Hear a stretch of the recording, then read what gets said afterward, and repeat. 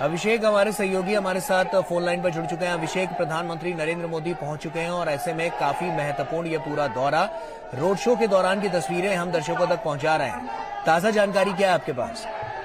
बिल्कुल, देखिए प्रधानमंत्री जब से कोच्चि, कल आपने कोच्चि में देखा किस तरीके से विशाल जो है रोड शो हुआ और कैसे लोग खचाखच भरे हुए थे, वैसे ही त्रिवेंद्रम राजधानी है केरल की और यहाँ पर जो है लोग जो है अपार संख्या में, बड़ी संख्या में जो है यहाँ पर लोग मौजूद है प्रधानमंत्री का स्वागत करने के लिए। किस तरीके से जो एक बदलाव आया है देश के अंदर, जो पिछले कुछ वर्षों के अंदर बदलाव आया है,